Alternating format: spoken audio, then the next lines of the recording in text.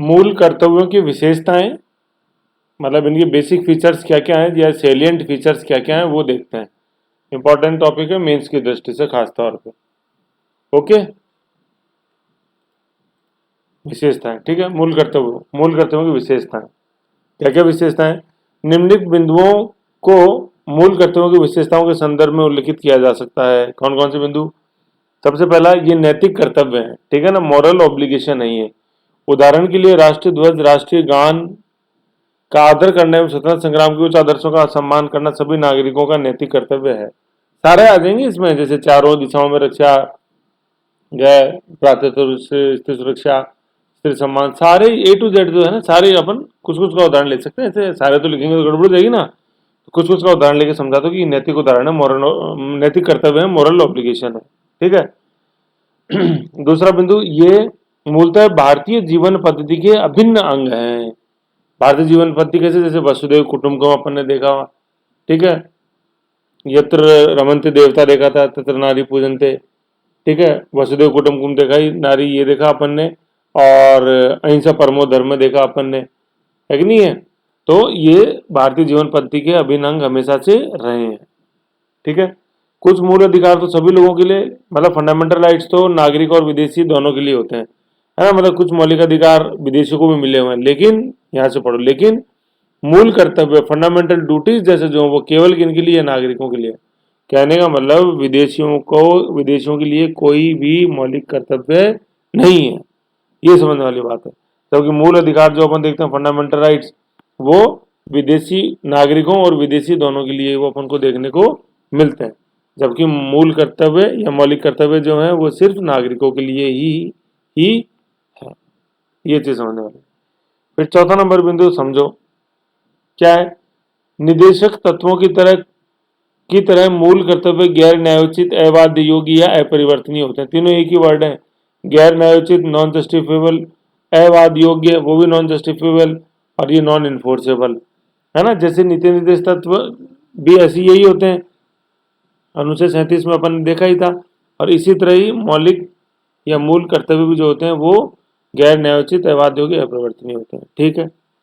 आगे पढ़ो, संविधान में न्यायालय के जरिए उनके क्रियान्वयन की व्यवस्था नहीं है, ठीक है, यानी उनके हनन के खिलाफ कोई कानूनी संस्तुति नहीं है, ठीक है। यद्यपि इनके उल्लंघन पर सामान्यतः, यहां से लाइन चालू हो जाती है इंपॉर्टेंट, यद्यपि इनके उल्लंघन पर सामान्यतः किसी दंड का प्रावधान नहीं है, ठीक है ना, परंतु यदि विधायिका कानून निर्माण द्वारा किसी मौलिक कर्तव्य का पालन किया जाना अनिवार्य घोषित करती है, तब मौलिक कर्तव्यों का पालन न किया जाना यह दंडनीय अपराध होगा। सामान्यतः तो क्या है कि इनका किसी दंड की व्यवस्था नहीं है, लेकिन अगर कोई नियम बना दिया कि उस मौलिक कर्तव्य को आपको निभाना ही है, तो आपको उसका निभाना अनिवार्य हो जाएगा कानूनी रूप से, नहीं निभाओगे तो दंड मिलेगा। जैसे बताऊं, राष्ट्रीय ध्वज का अपमान नहीं करना, ये अपना राष्ट्रीय प्रतीक सम्मान अधिनियम बना हुआ है, राष्ट्रीय ध्वज को जलाओगे तो जेल हो जाएगी। ऐसे जैसे और इजी में आप समझो कि महिलाओं का सम्मान, जैसे जैसे अपन देखते हैं घरेलू हिंसा प्रतिषेध अधिनियम बना है, protection of womens against domestic violence. अब स्त्री का सम्मान नहीं करेंगे घर के अंदर या कार्यस्थल पर तो जेल हो जाएगी।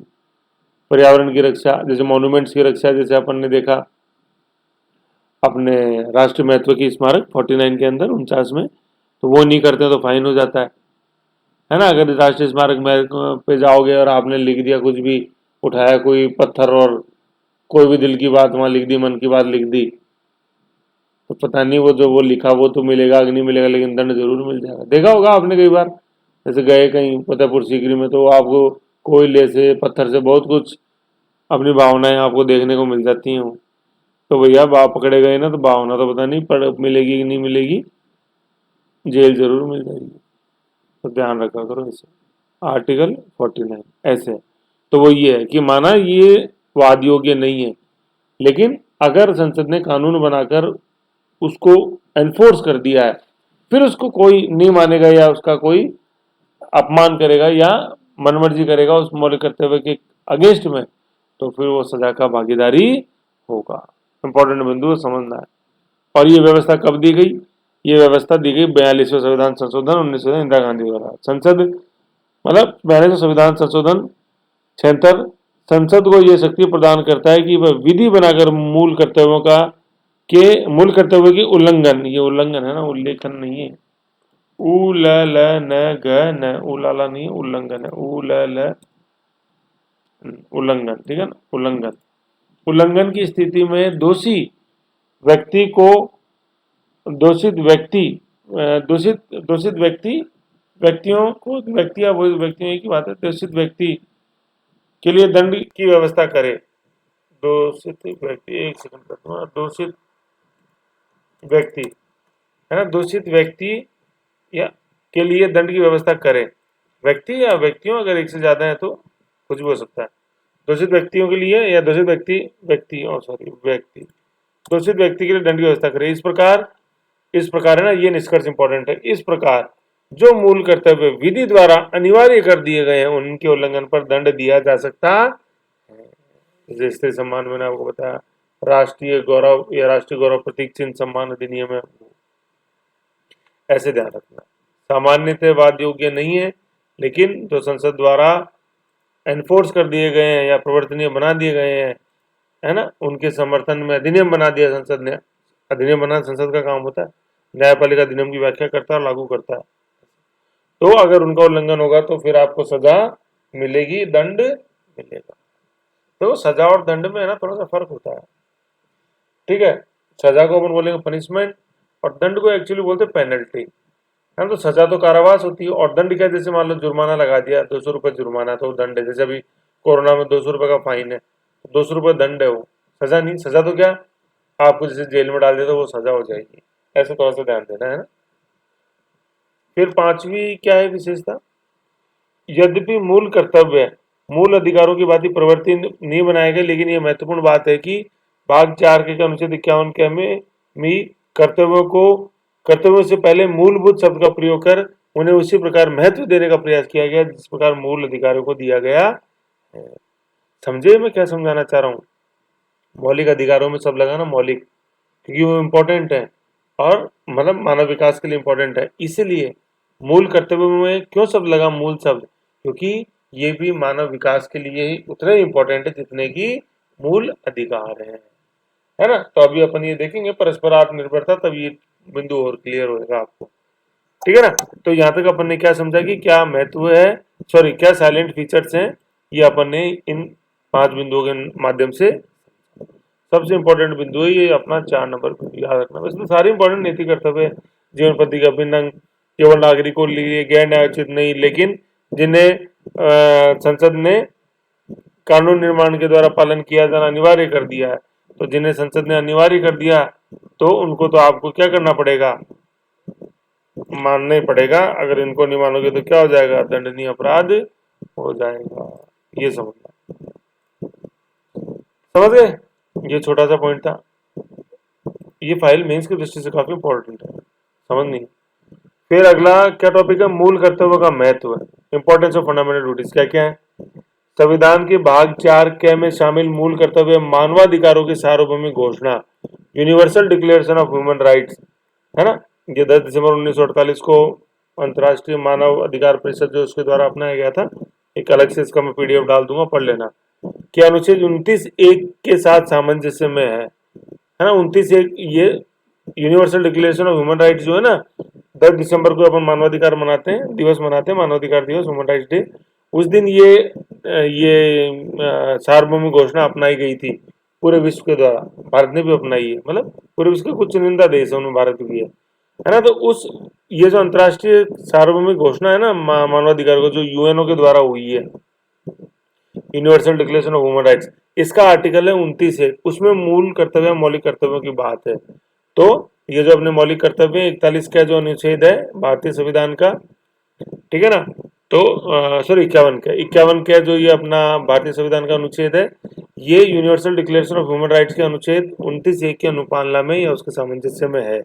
इस 29(1) के अनुसार क्या है, 29(1) के अनुसार प्रत्येक व्यक्ति अपने समुदाय के प्रति कुछ कर्तव्य होते हैं, प्रत्येक व्यक्ति का अपने समुदाय के प्रति कुछ कर्तव्य होते हैं। इन कर्तव्यों की अनुपालना में ही उसकी व्यक्तिगत स्वतंत्रता और पूर्ण विकास संभव है।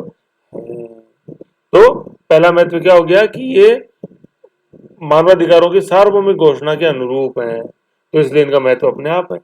यूं 51 का। दूसरा महत्व क्या है, मौलिक कर्तव्यों द्वारा प्रत्येक नागरिक को उसके राष्ट्रीय और सामाजिक दायित्वों का बोध कराया जाता है। तो ये बोध कराते हैं व्यक्ति को, किसके, राष्ट्रीय और सामाजिक दायित्वों का। 3 नंबर, मूल कर्तव्य नागरिकों में अनुशासन और प्रतिबद्धता को बढ़ाते हैं, डिसिप्लिन और रेस्पॉन्सिबिलिटी को बढ़ाते हैं। वे इस सोच को उत्पन्न करते हैं कि नागरिक केवल मूक दर्शक नहीं है बल्कि राष्ट्र रक्षा की प्राप्ति में सक्रिय भागीदार हैं। तो ये बिंदु क्या कहता है कि प्रत्येक व्यक्ति को सक्रिय भागीदारी के लिए प्रेरित करते हैं राष्ट्र निर्माण में। फिर क्या है, मतलब देखो राष्ट्र जो है ना, अपने आप में शब्द बहुत इंपॉर्टेंट है, राष्ट्र निर्माण। राष्ट्र, जैसे वापस आ रहा मूल करते हुए, राष्ट्र विरोधी समाज विरोधी गतिविधियों जैसे राष्ट्र, राष्ट्र बहुत इंपॉर्टेंट। राष्ट्र क्या है, एक साइकोलॉजिकल एक कॉन्सेप्ट है, जबकि राज्य एक क्या है, स्टेट जो अपन को सामने दिखाई देता है, हाई कोर्ट, विधानसभा, संसद, वो सब राज्य का है, पुलिस, मिलिट्री। जबकि राष्ट्र जो है मनोवैज्ञानिक अभी आएगा, नेशन, उसको समझना, फिर से वापस देखना, बहुत इंपॉर्टेंट चीज है वो। क्या है, मूल कर्तव्य राष्ट्र विरोधी एवं समाज विरोधी गतिविधियां जैसे राष्ट्र को जलाना, सार्वजनिक संपत्ति को नष्ट करने के खिलाफ चेतावनी देते हैं कि भैया ऐसा मत करो, ऐसा करोगे तो इसका मतलब आप मनोवैज्ञानिक रूप से राज्य का सपोर्ट नहीं कर रहे हो।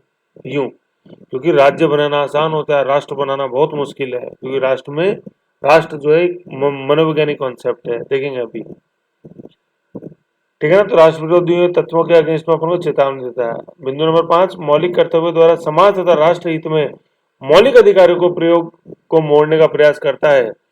लोग राज्य से अधिकारों की ही मांग न करें बल्कि अपने कर्तव्यों को समझें। बिंदु बड़ा इंपॉर्टेंट है। ये बिंदु कैसा है, जैसे आपने सुन देखा होगा कि मौलिक कर्तव्य जो है ना, ये मौलिक अधिकारों के पक्ष में माहौल बनाते हैं, ये वो समझने का प्रयास है। राष्ट्र हित में मौलिक अधिकारों के प्रयोग को मोड़ने का प्रयास किया है। ये जो बिंदु है ना, राष्ट्र में मौलिक अधिकारों मोड़ने का प्रयास किया गया है, ये बहुत इंपॉर्टेंट है। तो इसको अपन को वैसे ही समझना है कि ये मौलिक अधिकारों के पक्ष में माहौल बनाते हैं, कौन, मौलिक कर्तव्य, ऐसे समझना। एक सेकंड, है ना, मौलिक अधिकारों के, एक,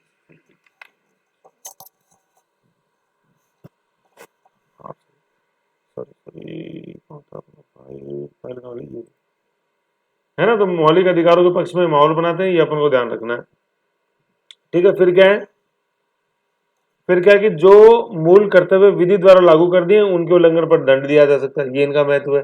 इनको इन्फोर्स भी करवाया जा सकता है कुछ सीमा तक संसद के द्वारा, ऐसे संसद अधिनियम बना सकती है इनको इन्फोर्स कराने के लिए, जैसे बनाई ही मैंने आपको उदाहरण दिए ही। तो ये इनका महत्व है। क्या, अंतर्राष्ट्रीय मानवाधिकार घोषणा के समर्थन में ही ये सामाजिक दायित्व का बोध कराते हैं, सक्रिय भागीदारी निश्चित करते हैं, ठीक है, चेतावनी देते हैं राष्ट्र विरोधी तत्वों के खिलाफ में, मौलिक अधिकारों को और, या मौलिक अधिकारों के पक्ष में ज्यादा और माहौल बनाते हैं, ठीक है ना। और इनके उल्लंघन पर दंड का प्रावधान भी अगर संसद करती है तो है, सामान्यतः नहीं, संसद कर देगी तभी होगा, ठीक है। ये चीज हो गई।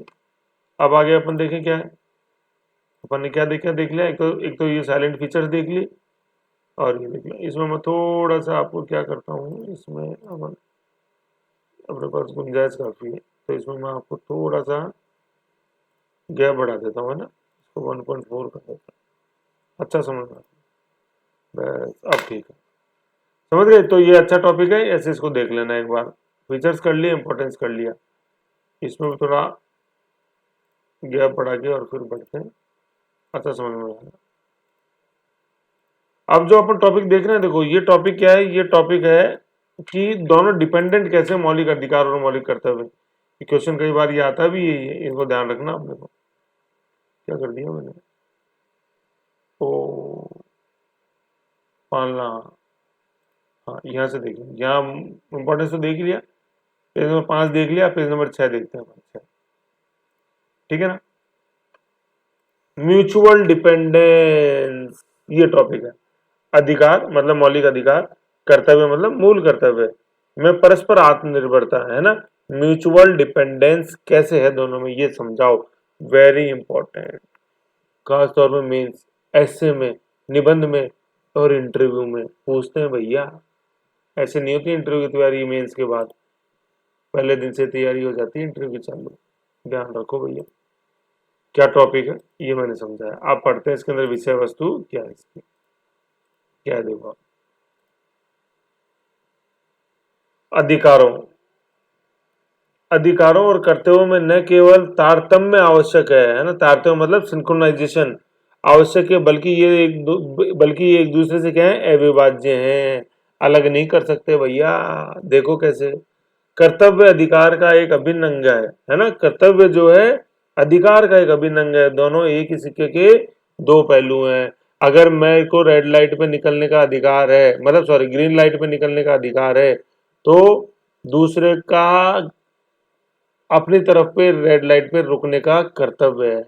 दूसरा अपना कर्तव्य निभाएगा रेड लाइट पे रुकने का, तभी एक व्यक्ति ग्रीन लाइट पे निकलने का अपने अधिकार की पुष्टि कर सकता है। ये बस ये नटसेल में समझ जाओ, हो गया ना एक दूसरे के पूरक। सबसे पहले दोनों में तारतम्य है, दोनों अविभाज्य हो गए। वैसे रेड लाइट वाला समझो, सब समझाओगे चौराहे वाला, है ना, तब दोनों में तारतम्य, दोनों अविभाज्य और दोनों ही एक सिक्के के दो पहलू। प्रत्येक अधिकार के लिए उसका अनुरूप एक कर्तव्य है, ठीक है ना। देखो फिर आगे क्या, जो किसी एक व्यक्ति के लिए कर्तव्य है वही दूसरे व्यक्ति का अधिकार है। एक व्यक्ति रुक गया रेड लाइट पे तो उसका कर्तव्य हो गया, तो दूसरे ने अधिकार का अपना पुष्टि कर ली। प्रत्येक कर्तव्य मतलब सॉरी कर्तव्य के बिना किसी भी व्यक्ति के अधिकार सुरक्षित नहीं रहेंगे, क्योंकि केवल अधिकार के समाज में अराजकता उत्पन्न हो जाएगी। सब अपने अधिकार की बात करेंगे तो मतलब ही नहीं निकलेगा। कर्तव्य की पूर्ति करो, अधिकार अपने आप पूर्ति होती जाएगी अधिकारों की, ठीक है ना। तो दोनों डिपेंडेंट है। देखो कैसे कि अगर केवल अधिकारों से समाज में अराजकता उत्पन्न हो जाएगी, और दूसरा क्या है, मतलब अधिकार अगर सिर्फ अधिकारी रहेंगे तो अराजकता अनार्की हो जाएगी, और अधिकारों के अभाव में व्यक्ति राज और सरकार का दास बन जाएगा। केवल अधिकार रहेंगे तो व्यक्ति ही व्यक्ति है ना। जैसे अपन ने बताया था मौलिक अधिकार स्टेट के अगेंस्ट में राज्य के अगेंस्ट में व्यक्ति को महत्वपूर्ण बनाते हैं। तो सिर्फ अधिकार ही रहेंगे तो अराजकता हो जाएगी, क्योंकि व्यक्ति महत्वपूर्ण हो जाएंगे, और अगर अधिकार नहीं होंगे तो व्यक्ति दास बन जाएगा राज्य का, ठीक है ना। तथा राज्य का व्यक्ति के प्रत्येक पक्षों पर नियंत्रण स्थापित हो जाएगा कि अगर अधिकार नहीं होते तब फिर क्या हो, स्थिति क्या हो, बेस का रास्ता क्या निकले। अतः अधिकार और कर्तव्य एक दूसरे के पूरक है, ये एक दूसरे एक सिक्के के दो पहलू हैं, ठीक है ना। अधिकार और कर्तव्य और अधिकार दोनों एक दूसरे के पूरक है, क्योंकि केवल सिर्फ अधिकार रखेंगे तो समाज में अराजकता होगी, और अधिकार नहीं रखेंगे तो राज्य अपनी मनमानी करेगा। राज्य बताना यहाँ पे, ये राज्य, राष्ट्र नहीं शब्द यूज लेंगे इसके अंदर, राज्य स्टेट का मतलब होता है संसद, पुलिस, विधायिका, मिलिट्री, जज, वकील, सब आ जाएंगे उसके अंदर, कोर्ट, वो राज्य का हिस्सा होते हैं। अभी देख लेंगे, लास्ट में टॉपिक है, ठीक है ना। फिर क्या है, भारतीय संविधान मानवीय शरीर की भांति है ना, जैसे मानवीय शरीर जिसमें अनेक अंग, प्रत्येक अंग एक दूसरे से अंतर संबंधित है, जिस प्रकार शरीर के विभिन्न अंग अंगिक रूप से परस्पर जुड़े होते हैं। मतलब क्या है, मानव शरीर की तरफ जैसे अपन देखते हैं, मस्तिष्क ने कुछ बोला तो हाथ ने काम किया, ठीक है ना, हाथ ने काम किया तो कुछ और आगे शरीर में हलचल हुई, इस तरह से। तो हर अंग एक दूसरे से जुड़ा हुआ है। इसी तरह जैसे अपन देखते हैं कि देश के संविधान या संविधान के जो विभिन्न विभिन्न हिस्से हैं एक दूसरे से जुड़े हुए हैं, ठीक है। तो अधिकार और कर्तव्य एक दूसरे से अलग नहीं है, दोनों एक दूसरे से जुड़े हुए हैं, ठीक है। तो जिस प्रकार शरीर के विभिन्न अंग अंगिक रूप से परस्पर जुड़े होते हैं, उसी तरह संविधान का प्रत्येक भाग एक दूसरे से जुड़ा हुआ है, अर्थात कर्तव्य अधिकारों से जुड़े हुए, ऐसे समझना है। फिर क्या आगे देखते हैं कि कैसे इनके मतलब इंटरडिपेंडेंस को अपन सिद्ध करेंगे। देखो और क्या बिंदु है, कर्तव्यों के पालन से ही अधिकारों को बल मिलता है। रेड लाइट वाला उदाहरण समझ ही गए। उदाहरण क्या, यदि सभी व्यक्तियों को जीवन का अधिकार प्राप्त है तो सभी व्यक्तियों का यह कर्तव्य होगा कि वे मानव जीवन का आदर करें और किसी अन्य व्यक्ति को आहत न करें। अगर मेरे को जीवन जीने का अधिकार है, प्राणियों देवी स्वतंत्रता, तो ये थोड़ा ना कि मैं बंदूक लेके रोड पर निकल जाऊं और सबको ठाए ठाए कर दूं, तो दूसरे भी लेके निकलेगा और फिर मेरी हो जाएगी ठाए ठाए, तो कोई नहीं बचेगा। ऐसे प्रत्येक व्यक्ति की स्वतंत्रता की रक्षा तभी संभव है जब वह दूसरे व्यक्ति की स्वतंत्रता का आदर करे। अतः प्रत्येक व्यक्ति का यह कर्तव्य हो जाता है कि वह अन्य लोगों को वही अधिकार दे जो वह अपने लिए चाहता है। तो भैया जो बदलों में दोगे ना, वही बदले में मिलेगा। अगर तुम दूसरे को नहीं निकलने दोगे ग्रीन लाइट पे, हरी लाइट पे, तो तुमको भी अगला नहीं निकलने देगा भैया हरी लाइट पे, ये समझ जाओ। ये है बात। नागरिकों के अभिव्यक्ति की स्वतंत्रता को सीमित किया जा सकता है यदि उसने तिरंगे को जलाया या सामाजिक समरसता को भंग करने का प्रयास किया है। इसलिए मूलभूत कर्तव्य भी मूलभूत अधिकारों पर प्रतिबंध आरोपित करते हैं। समझ गए ना, मतलब कर्तव्य से अधिकारों को बल कैसे मिलता है ये जैसे अपने देखा कि कर्तव्य जैसे जो है ना, ये अधिकारों पे प्रतिबंध भी आरोपित कर देते हैं। ठीक है, मेरा अधिकार है, मतलब मेरा मूल कर्तव्य है कि मैं राष्ट्रीय प्रतीक चिन्ह जैसे राष्ट्रध्वज का सम्मान करूं। अगर सम्मान नहीं करूंगा तो उस ध्वज को फहराने का अधिकार का मैं हकदाई नहीं हूं। ये चीज है, समझे। फिर गांधी जी का कथन देखते हैं, वेरी मोस्ट। क्या है गांधी जी का कथन, देखो गांधी जी ने क्या कहा। अधिकार का स्रोत क्या है, कर्तव्य है। तो दुनिया हमेशा पीछे पड़ी रहती भाग 3 के। गांधी ने बोला नहीं प्यारे, जो असली शक्ति है ना वो 4 क में ही है। 4 क का पालन करोगे ना तो भाग 3 ऑटोमेटिक तुम्हारे कदमों में होगा। मैं नहीं कहता, बापू कहते थे, तो बापू सही कहते हैं जो कहते थे, ऐसे है ना। तो क्या है, गांधी जी, अधिकार का स्रोत कर्तव्य है। यदि हम सब अपने कर्तव्यों का पालन करें तो अधिकारों को खोजने हमें दूर नहीं जाना पड़ेगा। यदि अपने कर्तव्यों को पूरा किए बगैर हम अधिकारों के पीछे भागेंगे तो छलावे की तरह हम दूर रहेंगे। तो छलावे की तरह वे हमसे दूर रहेंगे, मतलब अधिकार हमेशा हमसे हमसे दूर ही, छलावे की तरह वे हमसे दूर रहेंगे। वे मतलब अधिकार। यदि अपने कर्तव्यों को पूरा किए बगैर हम अधिकारों के पीछे भागेंगे तो वे मतलब वे से यहाँ मतलब है अधिकारों से। अधिकार छलावे की तरह हमसे दूर रहेंगे। जितना हम उनका पीछा करेंगे, मतलब जितना हम उनका मतलब अधिकारों का पीछा करेंगे, उतनी ही और दूर उड़ते जाएंगे वो अधिकार।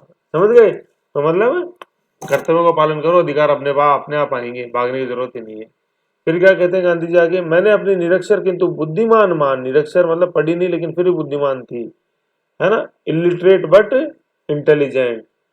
निरक्षर किंतु बुद्धिमान मां से सीखा कि जिन अधिकारों के हमें पात्र होना चाहते हैं, जिन्हें हम सुरक्षित करना चाहते हैं, वे सभी अच्छी तरह निभाए गए कर्तव्यों से प्राप्त होते हैं। कहने का मतलब कर्तव्यों को निभाओ, ऑटोमेटिक क्या आ जाएगा, अधिकार मिल जाएंगे। ऐसे गांधी जी का क्या प्रसिद्ध कथन है, प्रत्येक अधिकार में कर्तव्य क्या होता है, अंतर्निहित, इनहेरेंट होता है। यदि प्रत्येक व्यक्ति अपने कर्तव्यों का पालन करे तो अन्य को स्वाभाविक रूप से अधिकार प्राप्त हो जाएंगे। रेड लाइट याद कर लो। अभिव्यक्ति के अधिकार में कर्तव्य अंतर्निहित है कि हम दूसरे की अभिव्यक्ति का सम्मान करें। मेरे नाक की सीमा, ये देखो, मेरे नाक की सीमा वहां खत्म हो जाती है जहां दूसरे की नाक की सीमा क्या हो जाती है, चालू हो जाती है वो। ऐसे बात, समझ गए। ये यूं बनाते हैं ऐसे अपन। मास्टर जी ने दिए 10 सवाल, बच्चों ने किए 6, बच गए 4। मास्टर जी ने मारा डंडा, बन गया मास्टर जी का मुंडा। ऐसे समझ गए। खैर छोड़ो, बात ये थी कि मेरी नाक की सीमा वहां खत्म हो जाती है जहां से दूसरे की चालू हो जाती है। तो जब अपने कर्तव्य का पालन करेंगे कि दूसरों को सम्मान दें, तभी अपना विचार अभिव्यक्ति की स्वतंत्रता अपने को, या वो अधिकार अपने को विचार अभिव्यक्ति का मिलेगा। फिर आ जाओ, मौलिक कर्तव्यों के बिना मौलिक अधिकारों का महत्व क्या है, 0/0। इसको समझो, फंडामेंटल ड्यूटीज के बिना अधिकार 0 है। यूं मत लिख देना अधिकारों के बिना कर्तव्य 0 है, 0 हो जाओगे फिर। समझो यार चीज को कैसे। दुनिया गौण समझती है कर्तव्यों को, जबकि ये गांधी जी समझा गए कर्तव्य ही है मेन। भाग 4 ही जरूरी है, 3 तो कोई जरूरी नहीं है गांधी के अनुसार। 4 के को अपने आप निभाओगे ना, 3 का अपने आप मिल जाएगा, सॉरी 3 अपने आप मिल जाएगा। ऐसे तो बड़ी शक्ति है बापू के शब्दों में, मानती नहीं है दुनिया। मौलिक कर्तव्यों के बिना मौलिक अधिकारों का महत्व नगण्य है, क्योंकि प्रत्येक नागरिक को देश के प्रति कुछ कर्तव्यों का निर्वहन करना चाहिए। तभी मौलिक अधिकारों को प्राप्त करने का तभी का तभी वह है ना, प्रत्येक नागरिक को देश के प्रति कुछ कर्तव्यों का निर्वहन करना चाहिए, तभी वह मौलिक अधिकारों का प्राप्त करने का अधिकारी वो होगा। अन्यथा उसको कोई भी मौलिक अधिकार का मतलब क्लेम करने का उसके पास कोई भी राइट नहीं, हक नहीं है कोई भी मौलिक अधिकारों का मांगने का, जब तक वो अपने मौलिक कर्तव्य का पालन नहीं करे। ये है बिंदु, समझे। ये बात थी। फिर आगे अब अपन देखते हैं मौलिक कर्तव्यों का पालन, ये पालन कैसे हो इसका, है ना। पालन पालन पालन पालन पालन पालन विस्तार। चलो मौलिक कर्तव्यों का पालन देख लेते हैं ना। पालन में क्या चीज लिखी हुई है देखते हैं। क्या है, देखो, मौलिक कर्तव्यों का पालन, मानना कैसे, इनको जरूरी है। देखो ये वैसे अपन देख लिया आगे कि जिन्हें जिन्हें संसद ने बना दिया ना महत्वपूर्ण, संसद ने अगर बना दिया कि नहीं तुम्हें पालन करना उनका, तो फिर जरूरी हो जाएगा। ये वही है, एक बार पढ़ के सुना देता हूँ। देखो, वह मतलब ये भाग मूल कर्तव्य, मूल कर्तव्य यहाँ क्यों लिख देता हूँ भाग 4 का, और सॉरी कंट्रोल Z, सॉरी भाग भा भाग 4 के संविधान, ये समझो है ना, ये बड़ा इंपॉर्टेंट बिंदु है जो मैं आपको समझा रहा हूँ। ये इसको क्या करें, थोड़ा सा बड़ा करता हूँ फिर आप समझ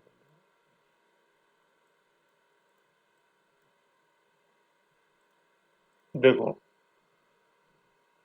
11,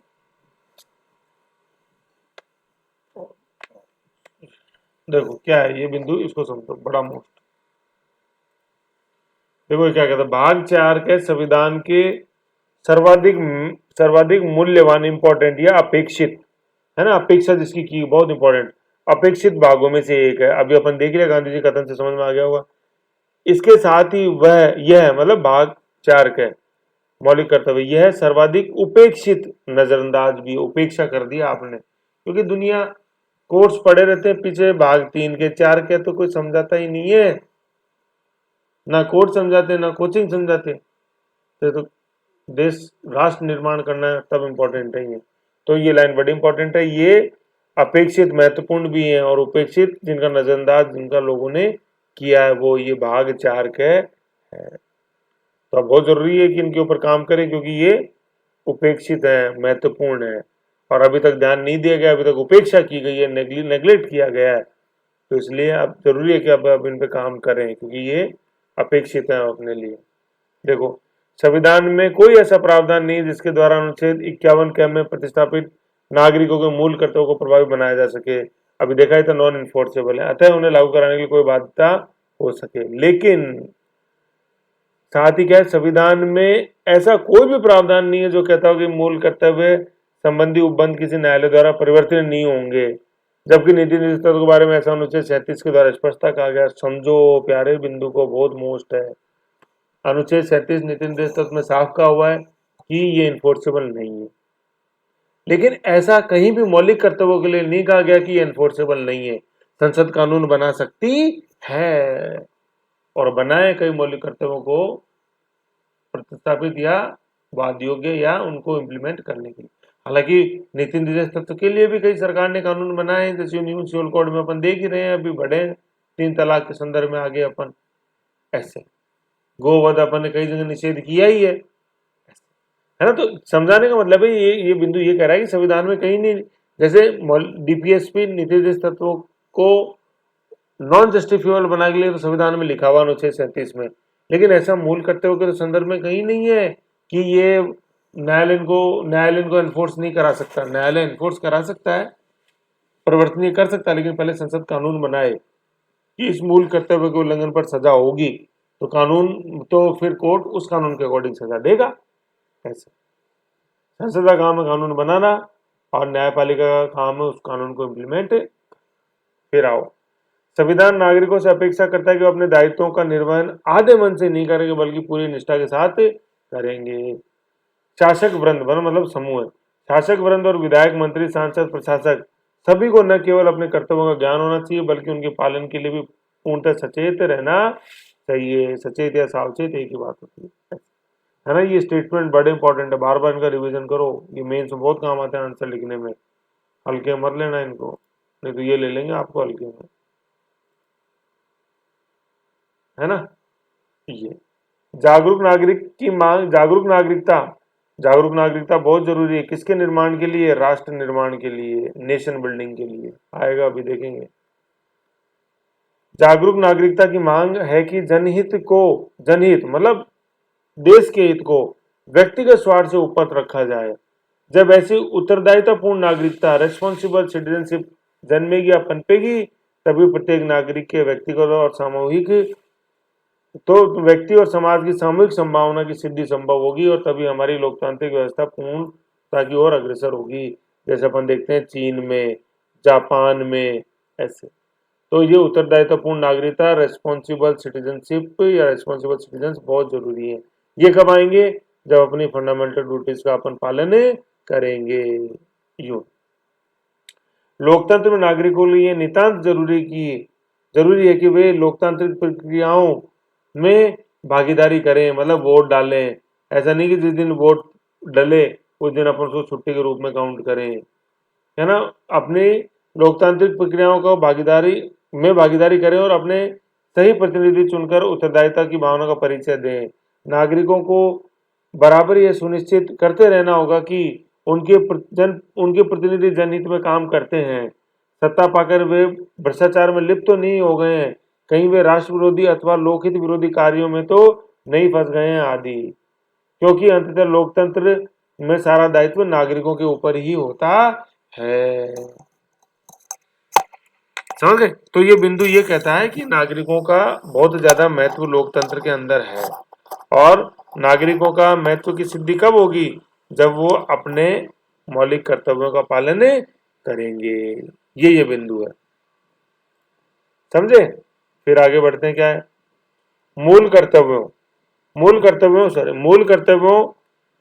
का पालन कराने का एकमात्र तरीका यह है कि वह लोगों को नागरिकता के मूल कर्तव्यों नागरिक लोगों को नागरिकता के मूल्य और कर्तव्यों के बारे में शिक्षित किया जाए, है ना। मतलब अभी ये भाई मूल कर्तव्य अपने देख लिए, अपेक्षित इंपॉर्टेंट भी और उपेक्षा भी इनकी की गई है। तो अब फिर ये कैसे माहौल बने इनके फेवर में? तो लोगों को शिक्षित करें, लोगों में पर्याप्त जागृति उत्पन्न की जाए तथा एक ऐसा अनुकूल वातावरण का निर्माण किया जाए जिसमें प्रत्येक नागरिक अपने संवैधानिक कर्तव्यों का पालन करने और समाज के प्रति अपने ऋण चुकाने में बंधन व गर्व का अनुभव करे। दो शब्द आ रहे, बंधन और गर्व। गर्व तो समझ ही गए, ऋण चुकाने में गर्व, और बंधन कैसा कि उसको लगना चाहिए कि यार मुझे मेरे मौलिक कर्तव्यों का पालन करना है, तभी देश जो है ना वो राष्ट्र निर्माण की प्रक्रिया पूरी होगी। ठीक है ना। राज्य जो है, स्टेट जो है, वो राष्ट्र तभी बन सकता है जब व्यक्ति अपने मौलिक कर्तव्यों का पालन पूर्ण निष्ठा के साथ करता है और बंधन और गर्व का महसूस करता है अपने मौलिक कर्तव्यों को निभाने में। ये बिंदु है, समझे? ऐसा फिर आगे देखते हैं अपन मूल कर्तव्यों का विस्तार, कि इनका विस्तार कैसे, कि मतलब अभी भी संभावना है कुछ मौलिक कर्तव्यों को जोड़ने की। ये कैसे कैसे बनी है संभावना? देखो, संविधान की समीक्षा करने के लिए न्यायमूर्ति वेंकट चलैया आयोग, ये बहुत इंपॉर्टेंट है। वेंकट चलैया तो जस्टिस, एक्स चीफ जस्टिस थे, वेंकट चलैया की अध्यक्षता में संविधान समीक्षा आयोग का गठन किया गया, है ना। मतलब कि संविधान में क्या क्या कमियां रह गई, क्या क्या, उनको चर्चा करने के लिए संविधान समीक्षा, कॉन्स्टिट्यूशनल रिव्यू कमीशन। संविधान के 50 वर्षों के कार्यकरण की समीक्षा हेतु वेंकट चलैया ने 2010 में अपने सुझाव दिए थे। क्या सुझाव दिया? यह सुझाव दिया कि संविधान में कुछ मूल कर्तव्यों को जोड़ने की आवश्यकता है, जिनमें कुछ मूल कर्तव्य निम्न है ना। तो टॉपिक ये पढ़ रहे हैं मूल कर्तव्यों विस्तार की, कुछ और जोड़े जा सकते हैं। जैसे कैसे? चुनाव में मत डालने का मूल कर्तव्य के रूप में जुड़े, अभी नहीं है। जैसे लोकतांत्रिक प्रक्रिया में सहभागिता, मतलब इनका मतलब ये 4 क में जुड़ने चाहिए, ये कहना चाह रहा है। तो चुनाव में मत डालने का, लोकतंत्र में सहभागिता, तो ये इसी का ही पार्ट है, ये है ना, लोकतंत्र प्रक्रिया में सहभागिता। करों की अदायगी, अभी जैसे अपन चोरी करने के लिए सारे दिमाग लगाते, सीए को कभी फोन इसलिए नहीं करते कि यार बताना मेरा और कौन सा एक्स्ट्रा टैक्स बनता है। सीए को फोन क्यों करते हैं? यार मेरा कैसे टैक्स बचे यार बताना। यूं फिर क्या है? औद्योगिक संगठनों का यह कर्तव्य हो कि वे अपने कर्मचारियों को बच्चों का शिक्षा वह अपने कर्मचारियों के बच्चों को शिक्षा प्रदान करें। औद्योगिक संगठन का कर्तव्य कि वह अपने, मतलब जैसे जो फिक्की एसोसिएशन जो अपन देखते हैं ना, श्रेणी गिल्ड्स, तो औद्योगिक संगठन वो आ जाएंगे, और ट्रेड, ये तो व्यापारियों की श्रेणी, और ट्रेड यूनियन जैसे जो होते हैं श्रमिकों का होता है। तो ये यूनियन जैसे जो है औद्योगिक संगठन, वो अपने कर्मचारियों के बच्चों की शिक्षा का पूरा ध्यान रखें। अभी तो जैसे डीपीएसपी में अपन ने देखा था कि ये संगठन वगैरह जो होते हैं ये बेहतर मानवोचित दशाओं के लिए है, जैसे अनुच्छेद 43 में जो अपन ने देखा था। साथ ही साथ अपने बच्चों की एजुकेशन की भी ये औद्योगिक संगठन बात करें। क्या फिर उच्चतम न्यायालय के द्वारा यह भी स्वीकार किया गया कि वर्तमान में मौलिक कर्तव्यों में परिवार नियोजन और मतदान की अनिवार्यता करना जैसे तत्वों को मूल कर्तव्यों में शामिल करने की आवश्यकता है, जिससे इनका महत्व देखा जा सकता है। तो ये जैसे जो है ना मत, करों की अदायगी, ये ऐसे हैं जो और आगे अभी फ्यूचर में कभी जुड़ने की इनकी गुंजाइश बनती फिर ये वर्मा कमेटी अपने 99 में बनी थी, वर्मा समिति, तो इसने भी सुझाव दिए थे कि कुछ मौलिक कर्तव्य और जोड़े जा सकते हैं। नागरिकों को मूल कर्तव्य संबंधी वर्मा समिति 1999 में मूल कर्तव्य की पहचान के क्रियान्वयन के लिए कानूनी प्रावधान लागू करने की व्यवस्था की इसने। तो इसने भी ये व्यवस्था दी कि कुछ मूल कर्तव्य और जुड़े, तो इसने जैसे करों की और ये मत डालने की बात इसने भी कही थी। तो 99 में तो इसने कह दी, और 99 के बाद करीबन 11 साल बाद 2010 में आया वेंकट चलैया आयोग, जिसको अपन बोलते हैं कॉन्स्टिट्यूशनल रिव्यू कमीशन, संवैधानिक समीक्षा आयोग, वेंकट चलैया आयोग, वीसी, वेंकट चलैया आता है क्वेश्चन बड़ा फोन। तो वेंकट चलैया की सिफारिश ये रही सारी ऐसे। तो ये विस्तार वाला टॉपिक है कि मौलिक कर्तव्यों का क्या विस्तार संभव है क्या, तो अपन ने बोल दिया भैया बहुत गुंजाइश है भी तो विस्तार की ऐसे। ओके, अब अपन देखते हैं एक टॉपिक की मूल कर्तव्यों की आलोचना के बारे में बात करते हैं कि सर इनकी आलोचना भी है क्या कुछ, क्यों नहीं है ना। देखो क्या है कि कर्तव्यों के उल्लंघन पर दंड की व्यवस्था नहीं की गई है सामान्यतः, है ना। हालांकि जिनको संसद ने बना दिया है दंड योग्य वो उन पर दंड दे सकते हैं। देखो मूल कर्तव्यों के उल्लंघन पर हमारे संविधान संविधान जो है ना किसी भी तरह की दंड की व्यवस्था नहीं की गई है, इससे इनकी पालना में भी भली भांति नहीं हो पाई है। लेकिन जिनको संसद ने बना दिया है, एनफोर्सेबल कर दिया है कानून बना के, उनमें तो दंड मिलेगा ही, लेकिन सामान्यतः दंड की व्यवस्था नहीं है। अत्यधिक आदर्शवादी है, हाईली आइडियलिस्टिक, ठीक है ना। आइडियलिस्टिक कैसे, ये आदर्शवादी मतलब क्या होते हैं, जैसे अपन बोलते हैं कि सुबह जल्दी उठना चाहिए, है ना, तो लेकिन फिर इसकी पालना नहीं हो पाती, तो फिर अपन जैसे बोलते हैं कि यार तुम आदर्शवादी बातें ज्यादा करते हो, होना जाना कुछ होता नहीं है, आदर्शवादी करते हो, तुम व्यवहारिक नहीं हो, रियलिस्टिक नहीं हो। तो आइडियलिस्टिक तो हो जाता है आदर्शवादी और व्यवहारिक हो जाता है रियलिस्टिक। तो आइडियलिस्टिक आदर्शवादी कैसे, मूल कर्तव्य अत्यधिक आदर्शवादी विचारों से प्रेरित हैं, जैसे राष्ट्रीय आदर्शों की पालना, देश की समन्वित संस्कृति व गौरवशाली परंपरा की रक्षा करना, वैज्ञानिक दृष्टिकोण, मानववाद ऐसे ही आदर्श हैं जो प्राय व्यवहार में काम नहीं लिए जा रहे हैं। तो ये आदर्शवादी हैं कि मतलब ये व्यवहारिकता से थोड़ा दूर रहते हैं, सब बात ये ऐसे शब्द ही अत्याधिक हो जाएगा, अत्यधिक, अत्यधिक सही, अत्यधिक सही, अत्यधिक, ठीक है ना, ये शब्द ही अत्यधिक, ठीक है ये।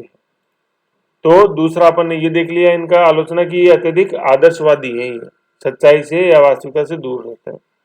तीसरा इनकी क्या आलोचना है, कुछ कर्तव्य अस्पष्ट, क्लियर नहीं, मतलब कंफ्यूजिंग या एम्बिगुअस, बहुअर्थी, मल्टी मीनिंग, है ना, जिसको अपन सिनोनिमस भी बोल देते हैं। बहुअर्थी था आम व्यक्ति के लिए समझने में कठिन है, कलिष्ठ है। जैसे क्या, उदाहरण के लिए कुछ शब्द जैसे उच्च आदर्श, है ना, समग्र संस्कृति, वैज्ञानिक दृष्टिकोण आदि की भिन्न व्याख्या हो सकती है।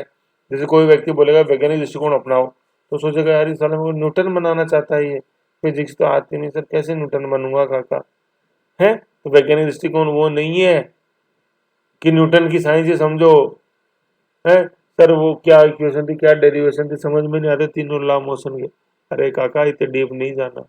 वैज्ञानिक दृष्टिकोण का मतलब ये है कि असलियत पहचानो, नींबू मिर्ची टांगने से कुछ नहीं होगा, वैज्ञानिक कारण जानो किसी चीज का, ऐसे ये है। तो मैंने उस समय जब वैज्ञानिक दृष्टिकोण अपने देखा ही था, जय एच बोल दो चाहे क्या बोल दो अपने, ये परमाणु 8, तो ये देखो 8 नंबर मौलिक कर्तव्य कैसे समझाया था, तब आएगी समझ में। बार बार थोड़ी समझाऊंगा बार बार समझा, वीडियो बार बार देख लो, बार बार समझना ही हो गया एक तरह से उन्हें ऐसे।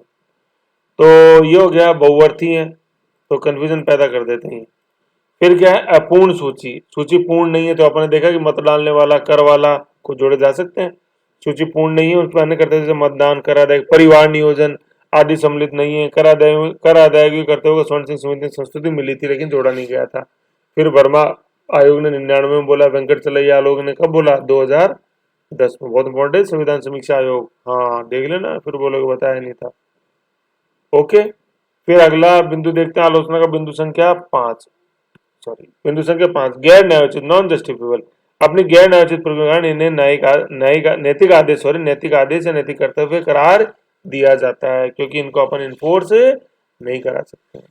तो दंड की व्यवस्था नहीं है और इन्फोर्स नहीं करा सकते, दोनों बिंदु थोड़े अलग अलग है, ध्यान रखना, समझ गए ऐसे। ओके, तो ये बात थी। दंड की व्यवस्था नहीं है, न्यायोचित नहीं है, आदर्शवादी है, अस्पष्ट है और अपूर्ण है। तो तीनों ऐसे आ गए ना, आदर्शवादी, अस्पष्ट और अपूर्ण, और दंड की व्यवस्था नहीं और गैर न्यायोचित है। तो इसलिए फिर नैतिक कर्तव्य भी बन के रह गई है, ऐसे समझ लो। तो ये इनका क्या आलोचना है, महत्व भी समझ गए, आलोचना भी आलोचना समझे, इससे पहले महत्व समझा और उससे पहले उनकी विशेषताएं समझी और बीच के अंदर पूरकता समझी मौलिक कर्तव्य और मौलिक अधिकारों। तो बहुत इंपॉर्टेंट टॉपिक है प्यारे, ये कॉन्सेप्ट है, रिवीजन करो बहुत मजा आएगा। एक बार रिवीजन करके कॉन्सेप्ट पे पकड़ कर लोगे ना तो कॉन्फिडेंस आएगा ना। बहुत छोटी है दुनिया अपने कॉन्फिडेंस के आगे, क्या बात करते हो प्यारे, पढ़ो मन लगा के ऐसे, ठीक है। अब अपन पढ़ते हैं, थोड़ा सा काफी छोटा टॉपिक है और इंटरेस्टिंग भी है बीच बीच में, लेकिन मैंने समझा दिया। राष्ट्र मतलब नेशन, राज्य मतलब स्टेट, देश मतलब कंट्री। तो ये तो ऑलमोस्ट एक ही चीज है, राज्य और देश तो, है ना। लेकिन ये राष्ट्र बड़ा इंपॉर्टेंट है, राष्ट्रभक्ति, नेशन इन द मेकिंग, कौन, Swami Dayanand Saraswati, a nation in the making, है नहीं ऐसा। तो आप समझते हैं ये राष्ट्र, राज्य और सब देश क्या है, nation, state and country, very important. हल्के में नहीं लेना, उड़ा देंगे, बाय गॉड उड़ जाओगे हल्के में लोगे, फिर बोलोगे यार सर ने नहीं समझाया था, सर ने समझाया था, नींद आ रही थी तो मैं क्या करूं, है कि नहीं। समझो ढंग से। आओ, राष्ट्र क्या है, राष्ट्र एक भावनात्मक विचार है, सामूहिक एकता की पहचान है, यह नागरिकों के बीच मनोवैज्ञानिक एकता का उदाहरण है। राष्ट्र मनोवैज्ञानिक, साइकोलॉजिकल, जब है नेशन इन द मेकिंग, राष्ट्र निर्माण की प्रक्रिया क्या है, राष्ट्र के भावनात्मक विचार, जिस राष्ट्र के भावनात्मक विचार जैसे मूर्त रूप का मतलब कंक्रीट, आपको दिखना चाहिए, मूर्त रूप अथवा वस्तुनिष्ठ आधार प्रदान करने के लिए राष्ट्र ध्वज एवं राष्ट्रगान जैसे संकेतों का निर्माण किया जाता है, जिससे लोगों को लगे कि हमें एकजुट होकर रहना है, किसी को अपने के या देश हित में अपनों काम करना है। तो ये राष्ट्र निर्माण की प्रक्रिया है। तो राष्ट्र निर्माण में क्या होता है, लोगों में मनोवैज्ञानिक चेतना का विकास होता है, नहीं यार मेरा मेरा भारत मेरा राष्ट्र है, मेरे को मेरे देश के लिए, मेरे राष्ट्र के लिए काम करना है, ये मनोवैज्ञानिक चेतना है, ठीक है। तो इसलिए बोला था नेशन इन द मेकिंग, ए भारत एक राष्ट्र निर्माण प्रक्रिया के रूप में, दयानंद सरस्वती, है ना, ये उन्हीं का स्टेटमेंट है, India A nation in the making, Bharat एक राष्ट्र बनने की दिशा में, यू, ठीक है ना। तो एक मनोवैज्ञानिक विचार है राष्ट्र। फिर क्या, राज्य क्या है, स्टेट, स्टेट का अभिप्राय है राज्य की प्रशासनिक शक्ति है, जिसमें विधायिका मतलब लेजिस्लेटिव असेंबली, कार्यपालिका और सैन्य व्यवस्था को शामिल किया जा सकता है। तो ये तो वो अंग है जिनके माध्यम से चलता है राज्य। तो ये राज्य क्या है, राज्य अपन बोलते हैं विधायिका, कार्यपालिका और सैन्य व्यवस्था को, मतलब ये प्रशासनिक शक्ति है राज्य, ठीक है ना। ये और जबकि राष्ट्र क्या है, एक मनोवैज्ञानिक एकता है, इन दोनों वर्डों को पकड़ लो, मनोवैज्ञानिक एकता, मनोवैज्ञानिक एकता और प्रशासनिक शक्ति, एडमिनिस्ट्रेटिव पावर। मनोवैज्ञानिक एकता मतलब साइकोलॉजिकल यूनिटी, प्रशासनिक एकता means administrative authority. Power use मत करो, अथॉरिटी करो। पावर तो, अथॉरिटी क्या होता है, legal power is known as authority, वैधानिक शक्ति को अपन प्राधिकार बोलते हैं। तो ये प्रशासनिक शक्ति है ना, इंग्लिश में अथॉरिटी बोल दो, सही रहेगा, ठीक है। तो यहाँ थे अपन, है ना। स्टेट क्या है, प्रशासनिक शक्ति में विधायिका, कार्यपालिका और सैन्य, विधायिका मतलब संसद, लेजिस्लेटिव असेंबली या पार्लियामेंट बोल सकते हैं, कार्यपालिका एग्जीक्यूटिव और सैन्य व्यवस्था मिलिट्री पावर, इसमें पुलिस भी आती है, सैन्य व पुलिस व्यवस्था, पुलिस भी कर दो, को सम्मिलित किया जा सकता है। अतः राज्य स्टेट का निर्माण आसानी से संभव है। भाई संसद बना दी, मिनिस्टर बना दिए, सैन्य व्यवस्था मिलिट्री पुलिस खड़ी कर ली, तो बड़ा इंपॉर्टेंट, बड़ा इजी है स्टेट तो बनाना। बनाया था अंग्रेजों ने आजादी से पहले, आजादी से पहले, लेकिन अपन देश नहीं बना पाए थे, राष्ट्र नहीं, सॉरी, आजादी से पहले अपन राज्य बन गए थे, देश भी बन गए थे, लेकिन राष्ट्र नहीं बना था, ठीक है ना। तो क्या है, अतः राज्य स्टेट का निर्माण आसानी से संभव है, जबकि राष्ट्र निर्माण एक दीर्घकालिक प्रक्रिया है, क्योंकि उसमें लोगों की सोच बदलनी पड़ती है। मैं मेरे राष्ट्र के लिए जीऊंगा आज से, जो कितना बड़ा विचार है, लोग पागल हो गया देश, मतलब राष्ट्र की सोच रहा था, हाई विचार, है ना। तो तभी अपन चीन, जापान जैसी प्रगति कर सकते हैं, जब अपन मनोवैज्ञानिक एकता है, राष्ट्र की सोचें अपन, समझ गए। तो राज्य का निर्माण आसानी से संभव है, जबकि राष्ट्र निर्माण एक दीर्घकालिक प्रक्रिया है। प्रत्येक नागरिक की सर्वोच्च निष्ठा राष्ट्र के प्रति है ना। प्रत्येक नागरिक की सर्वोच्च निष्ठा राष्ट्र के प्रति तथा धर्म, जाति एवं भाषा के प्रति निष्ठा द्वितक होनी चाहिए। मतलब राष्ट्र के प्रति तो प्राथमिक निष्ठा होनी चाहिए और जाति, धर्म और भाषा के प्रति सेकेंडरी होनी चाहिए। पहले क्या है, पहले राष्ट्र है ना। सर्वोच्च निष्ठा राष्ट्र के प्रति होनी चाहिए। प्राथमिक जो है ना, सर्वोच्च कह लो चाहे प्राथमिक कह लो, प्राथमिक, प्राथमिक है ना, प्राइमरी, और द्वितीय कह लो चाहे सेकेंडरी कह लो, बात एक ही है। सेकेंडरी वो किसके प्रति, जाति, धर्म और भाषा के प्रति होनी चाहिए। पहले राष्ट्र है, इसलिए समझे ना, इसलिए टॉपिक बहुत इंपॉर्टेंट। आप शब्द आ रहा था ना ऊपर बार बार, राष्ट्र निर्माण, राष्ट्र निर्माण, तो समझ जाओ प्यारे राष्ट्र निर्माण से क्या बात कर रहा हूँ। फिर देश क्या, देखो कि राज्य, वो जो पढ़ा था अपने, विधायिका, कार्यपालिका और सैन्य व्यवस्था तथा देश के बीच वास्तविक अंतर नहीं है, दोनों एक समान ही है। मतलब ये राज्य और देश, ये जो अपने पढ़ा था राज्य और देश, ये ऑलमोस्ट एक ही है, जबकि राष्ट्र और नेशन अलग है बिल्कुल। तो ये है टॉपिक, बड़ा इंपॉर्टेंट टॉपिक है। कई बार कॉन्सेप्ट के लिए पूछ लेते हैं इंटरव्यू वगैरह में, पॉलिटिकल साइंस हिस्ट्री या हिस्ट्री, पॉलिटिकल साइंस हिस्ट्री पढ़ी है तो, है ना। राष्ट्र और देश में क्या फर्क है, राष्ट्र और राज्य में क्या फर्क है। तो राष्ट्र मनोवैज्ञानिक एकता को रिप्रेजेंट करता है, साइकोलॉजिकल यूनिटी, और राज्य जो स्टेट जो है ये एक एडमिनिस्ट्रेटिव पावर को डिनोट करता है। एडमिनिस्ट्रेटिव पावर से मतलब है विधायिका, कार्यपालिका और सैन्य व्यवस्था या पुलिस, इस राज्य के अंदर जो, या पुलिस में एक इंस्टीट्यूशन में जो शक्ति है उसको, समझ गए। और फिर सबसे इंपॉर्टेंट क्या, राज्य बनाना बहुत आसान है, यूं राज्य बनाना बहुत आसान है, जबकि राष्ट्र निर्माण बनाना, राष्ट्र या राष्ट्र निर्माण बहुत कठिन है, सदियां लग जाती हैं राष्ट्र निर्माण में, जबकि राज्य निर्माण तो कुछ वर्षों में हो जाता है कि नहीं। जैसे भारत अपन भाई 47 में आजाद हो गए तो राज्य निर्माण तो कर ही दिया, लेकिन राष्ट्र निर्माण के लिए तो आज भी लड़ रहे हैं, करीबन 70 साल बाद भी, है कि नहीं है। पहले मेरा देश, यूं, पहले मेरा राष्ट्र आए, तो पहले मेरा राष्ट्र तभी आएगा जब एक मनोवैज्ञानिक एकता की भावना विकसित, समझ गए। तो ये है चीजें। वैसे इसका रिवीजन करो, क्वेश्चन देखो बार बार, मेंस वाले क्वेश्चन भी अभी डिस्कस करेंगे अपन थोड़ा सा, है ना। तो सार्थक फैक्ट्स देखो बार बार, मजा तभी आएगा। लूसेंट को सॉल्व करो, सार्थक फैक्ट देखो, घटना चक्र देख लो। सबसे इंपॉर्टेंट तो है सार्थक फैक्ट्स, चब्बा के चब्बा चब्बा के खा जाओ उनको ढंग से, यूं है ना। और लूसेंट के बेसिक क्वेश्चन जरूर देखो, लूसेंट को हल्के में मतलब प्यारे, बहुत बड़ी गलती करोगे। ठीक है, तो ऐसे इनको देख लो, कोई कंफ्यूजन हो फिर बताना। ओके।